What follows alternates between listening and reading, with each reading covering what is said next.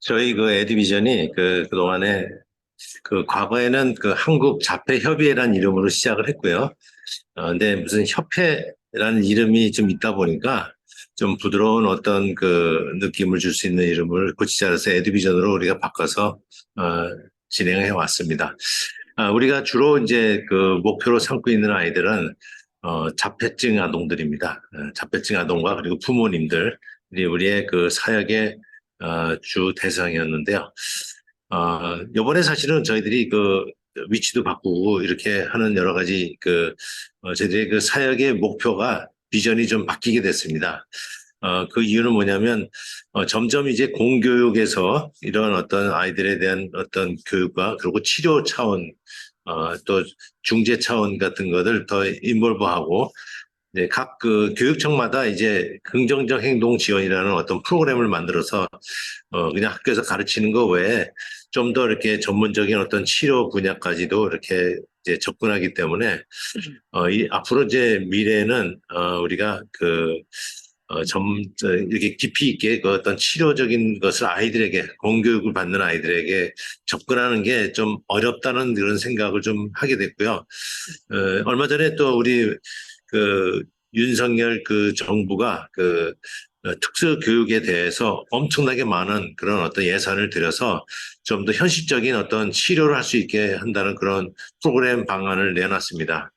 그리고 이제 집에서도 아이를 돌볼 수 있는 돌보미 이런 제도까지 만들고 그래서, 우리가 해야 될 사역의 방향이 겹치기 때문에, 그리고 또 겹치다 보니까 위축이 될 수밖에 없는 거를 저희들이 깨닫고 미래지향적으로 봐서 앞으로 우리의 사역의 포커스를 어디다 맞췄냐면요. 이런 아이들을 가르치는 교사와 그리고 또 사역자와 어른들을 전문적인 어떤 능력을 갖출 수 있게 교육하는 방법으로 이제 좀 바꾸기로 했습니다. 바꾸기로 하면서 이번에 이제 이름을 좀 여러분들이 좀 생소하겠지만 VB 맵이란 말을 쓴 이유는 뭐냐면요. 외국에서 VB 맵이라는 그런 아주 굉장히 자폐 아동이나 말을 좀 구사하지 못하는 아동들에게 언어 교육에 굉장히 도움이 되는 프로그램입니다. 프로그램인데, 특히 이제 미국 같은 데서는 이 프로그램을 쓰면 자폐 아동에게 VB 맵이라는 언어 프로그램을 쓰면 의료보험 혜택을 받는 정도로 굉장히 효과성이 높은 거로 이제 정평이 나 있습니다. 그래서 미국에서는 부모님들이나 이 자폐 아동들을 가르치는 사람들이 VB맵 그러면 대부분 아는데, 아직 우리나라에서는 이게 보편화되지 않아서 제가 이제 이것을 만든 미국의 마크 썸버그라는 박사를 제가 직접 만나갖고 이걸 제가 한국어로 번역하게 됐습니다. 한국어로 번역해서 한 2, 3년 전에 출시가 됐습니다. 근데 이게 너무 어렵다 보니까 이것을 사용할 수 있는 방법이나 이거 부모님이 잘 알면 아이들에게 굉장히 도움이 되고, 뭐 교회 학교에서도 교사들이 쓰거나 일반 학교에서도 쓰거나 이러면 이게 도움이 될 수 있지 않을까 해서 앞으로는 이 프로그램을 사용할 수 있는 그런 어떤 역량 교육 같은데 이런 사역으로 좀 탈바꿈하자 그래서 이번에 우리가 계획을 수정을 했습니다. 그래서 현재 에디비전에는 아이들이 지금 교육을 받고 있었는데요. 저희들이 4월 말로 종결하기로 했습니다. 어, 이제는 사실 4년 전에는 3년을 기다려도 못 들어올 정도로 상당히 우리가 독보적으로 일을 했는데 지금은 사실은 적자를 면치 못하고 있고, 그리고 새로운 아이들이 오질 않아요. 왜냐하면 학교에서 이제는 다 커버하고 긍정적 행동 지원이라는 프로그램이기 때문에 학교 부모 뭐 예를 들어서 아이에 대한 여러 가지 모든 거를 다 커버하기 때문에 사실은 이게 어느 정도 우리가 좀 이제는 정리가 될지 않을까 해서 판단해서 우리 같이 일하는 우리 임원들이 결정을 한 겁니다. 그 대신에 이제 앞으로는 성인을 대상으로 해서 성인이 직접 아이들에게 이런 치료를 할 수 있는 그런 어떤 역량을 갖추도록 이런 프로그램을 이제 계획하고 있습니다. 지금 이사하는 과정에서 뭐 계약됐다가 취소됐다가 막 이게 반복되고 있어요. 그래서 이제 제가 알기로는 한 2달 정도 후에는 이제 안정이 되고 이제 시작하지 않을까 이런 생각이 듭니다. 아무튼 저는 이제 옛날부터 이 자폐 스펙트럼 장애를 가진 아이들에 대한 치료에 대해서 굉장히 비전이 있습니다. 왜냐하면 제가 미국에서 한 10여 년 동안 미국에 있는 기관에서 제가 일을 할 때, 이 아이들에게 치료를 해서 정상범주에 올라간 자폐 아동들을 많이 봤습니다. 예. 그래서 여러분도 알다시피 그 지적 장애와 자폐 스펙트럼 장애가 옛날에는 똑같이 미국의 DSM에서 엑시스 3, 그러니까 전혀 치료가 안 되는 평생 이제 이걸 갖고 살아가야 되는 장애 영역에 들어갔는데요. 정신 그 지적 장애는 여전히 그 영역에 있습니다. 엑시스 3. 그러니까 평생 이게 개선이 안 되고 계속 그 장애를 갖고 살아야 되는 영역인데 자폐 스펙트럼 장애는 엑시스 1으로 바뀌었습니다. 이게 뭐 뜻이냐면 적절하고 과학적인 어떤 치료 체계를 제공할 경우에 정상적인 그 범주에 버금가는 그런 어떤 발전이 있을 수 있는 질병으로 들어갔기 때문에 지금 미국에서는 굉장히 핫합니다. 이 자폐 스펙트럼 장애 아동들을 이렇게 치료하고 중재하고 교육하고 이런 것이 굉장히 붐이 올라가 있고요. 그래서 지금 여러분 알다시피 그 100% 무상 지원하잖아요. 학교가요. 그 미국의 시스템이 우리나라도 좀 왔으면 좋겠는데 미국에서는 공교육에서 이렇게 더 교육비가 지출될 때 국가에서 돈을 내리는 게 아니라 각 지역마다 지자체마다 그 집을 팔고 집세를 받은 거를 그대로 교육에 씁니다. 그러니까 장점도 있고 단점도 있습니다. 각 지역마다 자진해서 열심히 노력해갖고 교육비에 이렇게 뭔가 충당하라 이런 어떤 나름대로의 어떤 책임을 부과한 것도 있지만 이제 나쁜 점은 뭐냐면 부자 동네는 학교가 굉장히 발전되고 가난한 동네는 유리창께도 유리창 하나 갈지 못하는 일이 이게 이제 미국의 현상인데요. 그러다 보니까 그러니까 좀 그 부유하지 못한 그런 그 지역에 사는 애들 중에 장애 아동이 많이 나오는데 굉장히 비용이 많이 들잖아요. 그렇죠. 근데 돈이 없는 그런 그 지자체에서 그 아이들을 교육하기가 굉장히 쉽지가 않습니다. 그래서 미국에서 아이디어법이란 걸 만들었는데 아이디어법은 뭐냐면 장애 아동들에 대한 교육비는 연방 정부에서 내린다 이런 법이 만들어져서 부자 동네나 가난한 동네나 똑같이 풍부한 돈이 내려오게 이렇게 만들었습니다. 저는 이 제도가 우리나라에도 좀 보급이 돼야 되지 않을까 이런 생각이 듭니다. 상당히 교육 현장에 가면 교육비가 굉장히 부족해요. 그래서 이런 부족한 거를 부모들이 사교육에 쓰다 보니까 굉장히 부모가 이중 고통을 받는데 제 생각은 이겁니다. 이제는 부모들이 직접 교육을 해서 아이들을 가르치고 좀 더 선생님들도 아이를 맡아서 어떻게 할지 몰라갖고 끙끙 앓지 말고 이런 교육을 잘 받아갖고 현장에서 잘 아이들을 지도하고 교회에서도 이런 장애 아동들을 가르치는 선생님들도 잘 교육을 받아서 일주일에 한 번씩 온다 할지라도 아이들에게 적절한 어떤 이런 중재를 해주면서 좀 발전할 수 있는 길이 아닌가 이런 생각이 들어서 앞으로 저의 우리 에듀비전 이제는 앞으로는 한국 VB맵 연구센터가 됩니다. 그래서 연구를 많이 만들어 갖고 많은 사람들에게 연수도 하고 또 이렇게 어떤 지적인 어떤 정보들을 이렇게 제공하는 그런 좀 새로운 일을 할까 합니다. 그동안 제가 원래 초기에는 회장을 했었는데요. 제가 백석대학교 교수로 있다 보니까 이 겸임금지 때문에 제가 못하고 우리 처가 계속 회장을 대신해 왔는데 제가 이제 이번에 8월 달에 정년 퇴임을 합니다. 예. 예, 정년 퇴임을 하면서 이제 다시 제가 이제 회장이 돼서 대표가 돼서 여기서 또 열심히 활발하게 일을 할 계획도 갖고 있습니다. 자, 그동안 제가 좀 소홀했던 것도 많고 그러는데 이제 앞으로는 여러분들하고 같이 이렇게 좀 잘 협력하고 힘을 합쳐서 열심히 할 것이라 생각을 합니다. 자, 여러분들 혹시 우리 그 기관이나 아니면 이 분야에 대해서 뭔가 궁금한 사항이 있으면 제가 질문에 답변을 해드리겠습니다. 혹시 질문 있습니까? 그, 제가 좀 질문을 드리고 싶습니다. 아까 아, 예. 교회 어떤 그 장애인 부서나 이런 데서도 활용할 수 있는 그런 이제 교육으로서 지금 부임에 예.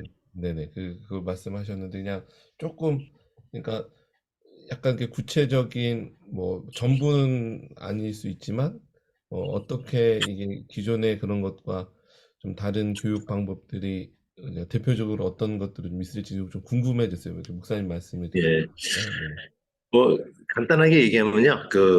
현재까지 언어에 관련된 전문가들은 딱 두 개만 나눕니다. 이게 표현 언어와 수용 언어. 그러니까 듣는 언어, 말하는 언어 이렇게만 얘기를 하는데요. 이것이 많은 학자들이 아이들이 수없이 언어 교육을 받아도 결국은 그 언어의 개선이 없고 실패하는 그 케이스가 뭔가 했더니 우리가 이원법에 의해서 불리한 거라는 것이 많은 학자들의 얘기인데 지금도 사실은 언어 치료실에 가면 아직도 이원법이에요. 근데 이 V맵은 우리가 말이라는 거는 6가지로 나눈다고 얘기를 합니다. 6가지인데 뭐냐면 우리 말을 이용할 때 뭔가 요구할 때 쓰는 말을 우리 전문용어는 맨드라 그러는데요. 요구하기 언어가 따로 있고 그다음에 어떤 그 물건을 봤을 때 아 저거는 사과다 하는 어떤 그, 그 명칭을 얘기하는 것을 우리가 텍트라는데 텍트라는 기능이 있고요. 또 여러 단어를 모아갖고 한 문장을 만드는 인트라버벌이라는 기능이 있고요. 또 하나는 다른 사람이 얘기하는 말을 토시 하나 틀리지 않고 똑바로 이렇게 모방해서 얘기하는 능력을 에코이기라고 합니다.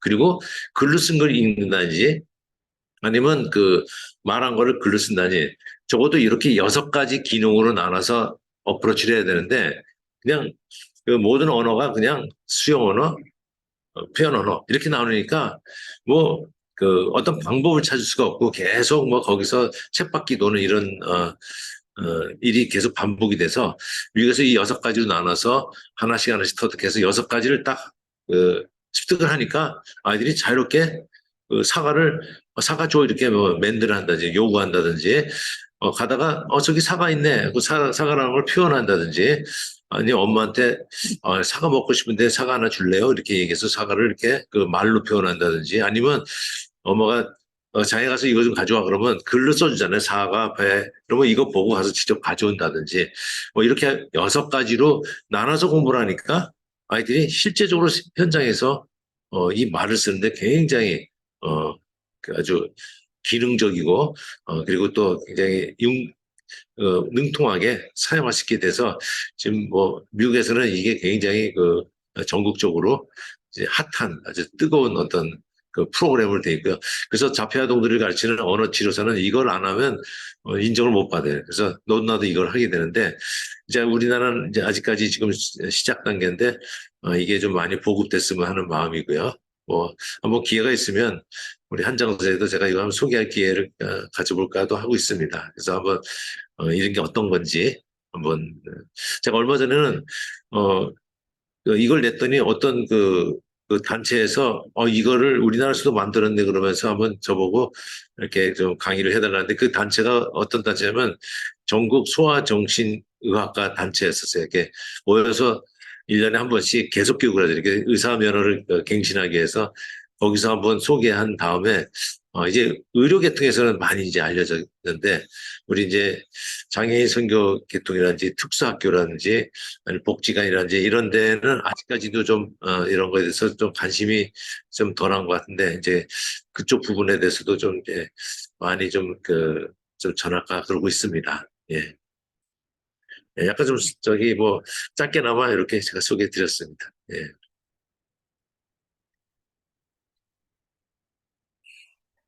뭐 질문 또 있으십니까? 네. 지금은 사역의 전반적인 거는 다 대략적으로 말씀해 주신 것 같고, 이제 목사님께서 이 분야에 또 장애인의 여러 가지 분야가 있는데, 이런 분야의 사역을 시작하시게 된 동기와 뭐 이런 것들을 말씀해 주시면 예.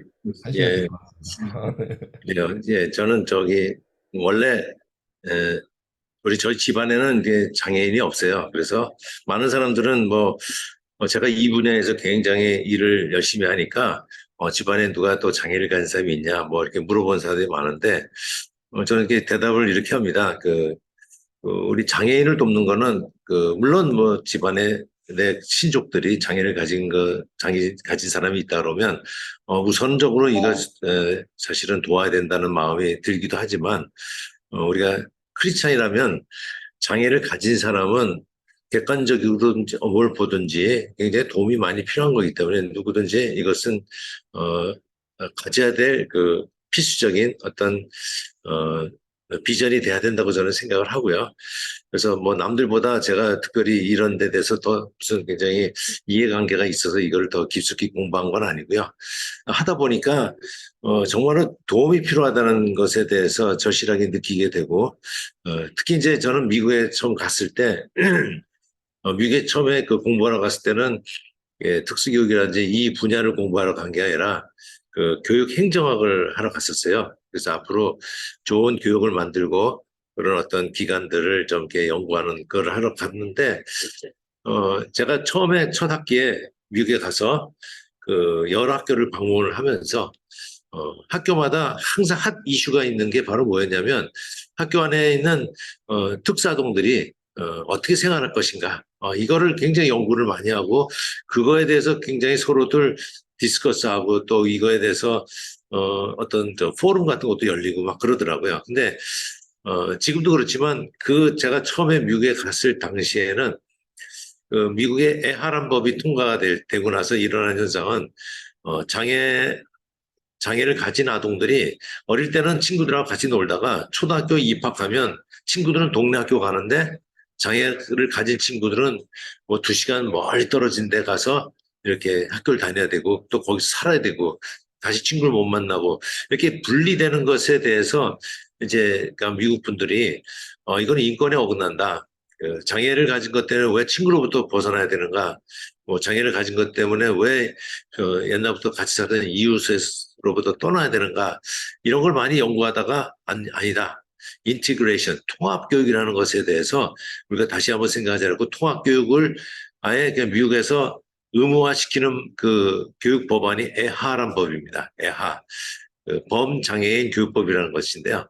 애하란 법이 1975년도에 통과가 됐어요. 그래서 그전에는 장애를 가진 그 친구들은 저기 뭐 변두리나 저 시골에 가야 되는데 이제는 바로 옆에 있는 학교에 가서 공부할 수 있게 이제 법제화 된 겁니다. 거기에 제로 리젝트, 누구도 통합하는데 거부할 수 없다는 법도 같이 돼 있어서 100%가 다 이제 그 동네에 갑니다. 장애를 가졌다 그러고 아예 우리 학교 못 옵니다. 이랬다가는 그 학교는 이제 징계를 받게 돼 있는 법이 만들어져서 이제 뭐 그야말로 전 세계에서 아주 그 법이 통과되고 굉장히 오랫동안 얘기가 됐다 그런다.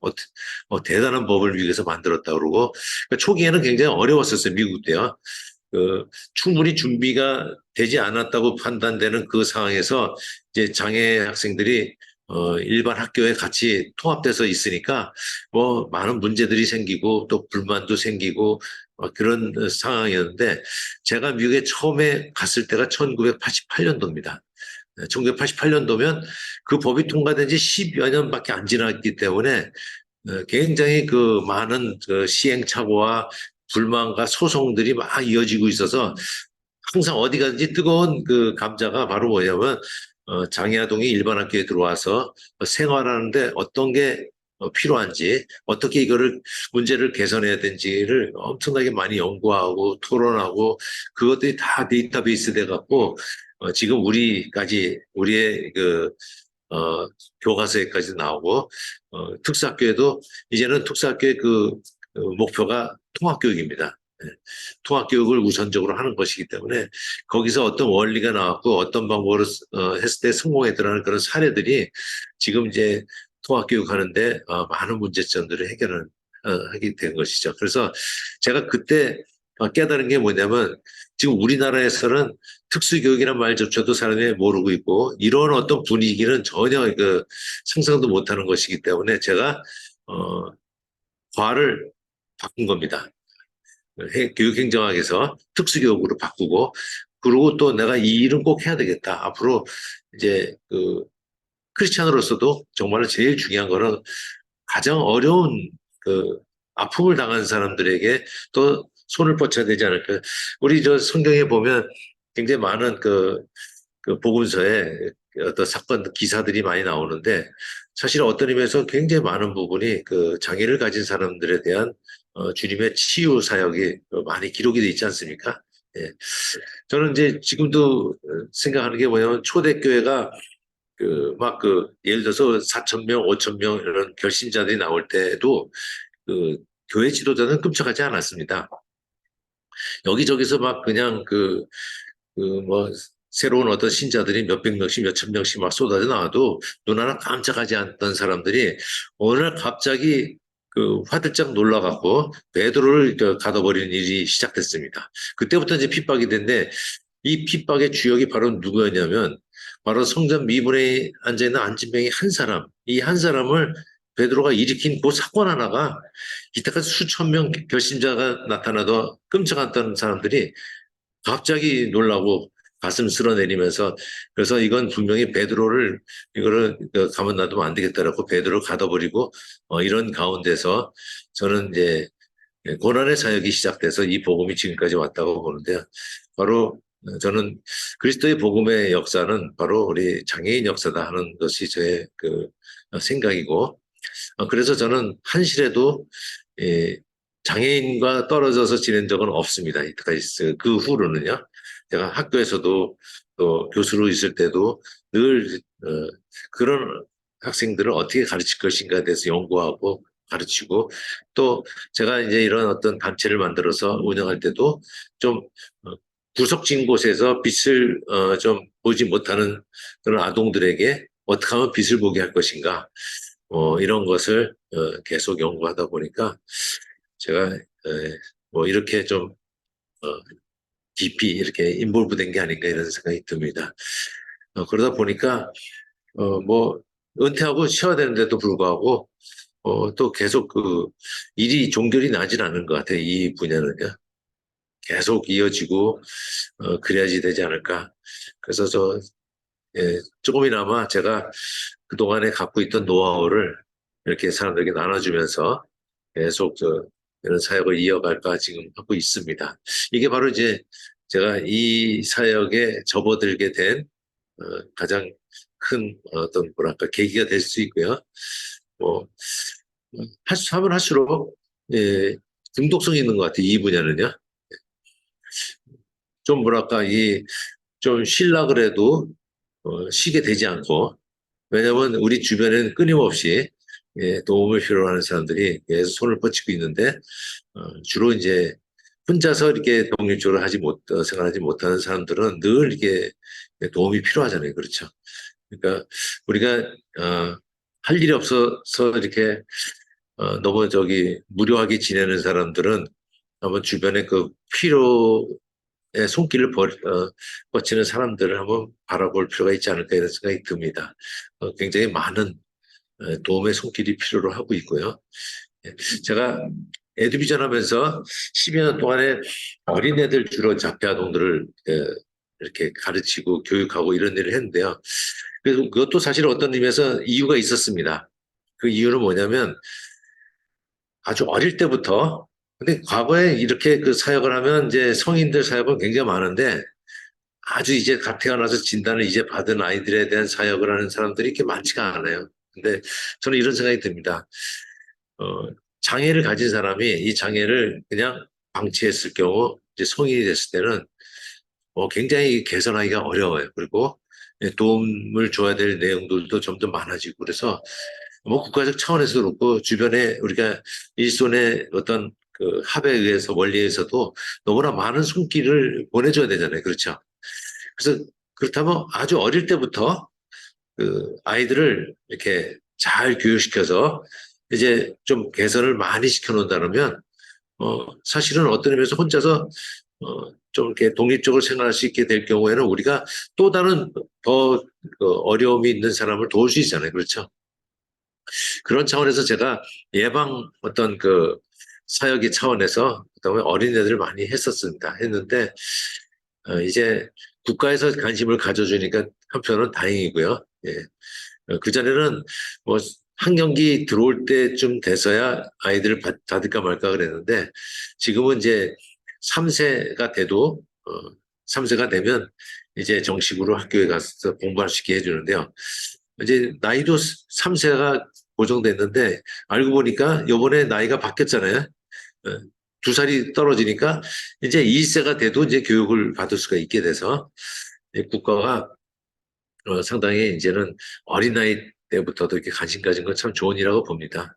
그래서 어릴 때 그 잘 교육을 시켜서 아이들이 잘 발전할 수 있게 그렇게 한다면 좀 더 우리가 좀 여력 있는 그런 에너지를 좀 더 이렇게 도움이 더 필요한 사람들에게 좀 쏟아지지 않을까. 예. 자, 그런데 제가 이제 사역의 그 어떤 방향을 바꾼 거는 이제는 국가가 이만큼 하는데 국가에서 오히려 어린애들 사용하는 국가가 하는 게 좋다는 거는 이 비용이 많이 들어요. 어린애들은 뭐 특별히 일단은 부모님과의 어떤 관계나 그 부모님을 또 이렇게 그 상담을 해야 되는 일뿐만 아니라 또 아이들은 또 거동도 힘들 때부터 좀 이렇게 굉장히 많은 거를 이렇게 도움을 줘야 되는 이런 특히 이제 중증 장애 아동 같은 경우에는 한 사람의 어떤 힘 갖고도 되지 않고 근데 이제 이런 것들이 국가 차원에서 기관 차원에서 이런 걸 해준다면 굉장히 좋을 것 같다는 생각이 들고요. 옛날부터 의학이 발달됐다고 그러는데요. 저는 아동들의 장애 아동들의 그 발생률이 점점 좀 늘어나고 있어요. 근데 왜 의학이 발달됐는데 왜 장애 아동들의 그 발생률이 늘어나는가? 그거는 한편으로는 이렇게 생각합니다. 의학이 발전됐기 때문에 그렇다는 것이죠. 의학이 발전됐기 때문에 과거에는 사망했을 아동, 영아 사망률이 막 높을 때 사망했을 아동들을 살려낼 수가 있는 거죠. 근데 살려내는데 사실은 완전 제로 살려내긴 어렵기 때문에 저는 복합 장애군이 요새 굉장히 발생이 높은 이유 중에 하나가 의학의 발전도 하나의 거기에 속한다 그러더라고요. 그렇다면 복합 장애를 가진 아동들을 이렇게 어프로치 할 때는 의료계통이나 또 이렇게 교육학이나 특수교육, 뭐, 그다음에 언어, 굉장히 많은 분야의 전문가들이 투입이 돼야 되기 때문에 이거는 어떤 개인 사업으로 할 수 있는 것도 아니고 개인이 할 수 있는 것보다는 국가에서 관해서 이것을 하면 좋겠다는 생각이 들어서 제가 과감하게 이번에 이제 어, 그런 차원에서 이제 우리가 할 수 있는 선은 아닌 것 같다는 판단이 돼서 저희들이 방향을 좀 바꾸게 된 겁니다. 그래서 예, 그렇지만 그렇다고 저는 이게 손 놓은 건 아니고요. 예, 우리의 그 직접적인 그 서비스 대상자가 성인으로 바뀌었을지라도 성인은 결국은 그 아이들에게 어떤 서비스를 주는 거기 때문에 결국은 최종적인 서비스의 후회자들은 어린아이라는 건 저희들이 버리진 않고 있습니다. 그래서 직접적으로 이제 옛날에 어린애를 가르쳤다 그러면 이제는 어른들을 직접 가르치면서 이들이 아이들에게 그런 어떤 배웠던 지식을 그들에게 사용할 수 있게 하는 그런 어떤 전달 체계가 좀 약간 변화가 됐다 이렇게 저는 생각을 합니다. 자, 이게 바로 제가 계기가 됐던 부분이고 그리고 또 이게 변화된 어떤 계기도 제가 말씀을 드린 겁니다. 예.